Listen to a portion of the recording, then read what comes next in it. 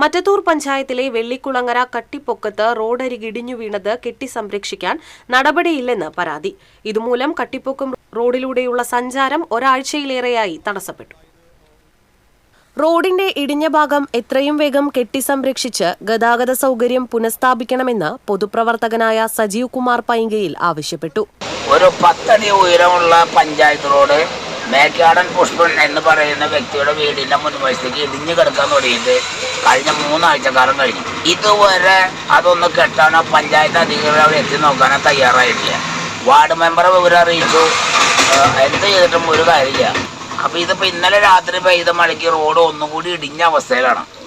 ഇത് എത്രയും പെട്ടെന്ന് പഞ്ചായത്ത് അധികാരികളോ ബന്ധപ്പെട്ട അധികാരികൾ സ്ഥലം സന്ദർശിച്ച് ആ സൈഡ് വാളുകൾ പണിത് എത്രയും പെട്ടെന്ന് റോഡിനെ സുരക്ഷിതത്വത്തിൽ കൊണ്ടുവരണമെന്നാണ് ഇവിടെ ഞങ്ങൾ ഓട്ടോ ഡ്രൈവർമാർക്കും വെള്ളിക്കുളങ്ങര പ്രകൃതി സംരക്ഷണ പ്രവർത്തകർക്കും ഇവിടെ നാട്ടുകാർക്കും അറിയിക്കാനുള്ളത്.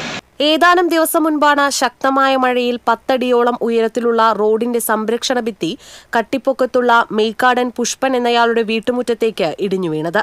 ഇതേ തുടർന്ന് അപകടാവസ്ഥയിലായ റോഡിലൂടെ ഗതാഗതം സാധ്യമല്ലാതായി. സ്കൂൾ വാഹനങ്ങളടക്കം പോയിരുന്ന റോഡിലൂടെ ഇപ്പോൾ ഇരുചക്ര വാഹനങ്ങൾക്ക് പോലും കടന്നുപോകാൻ ബുദ്ധിമുട്ട് നേരിടുകയാണ്. റോഡ് ഇടിഞ്ഞ കാരണം ഒറ്റ ഓട്ടോറിക്ഷ വരെ പോകാൻ പറ്റില്ല.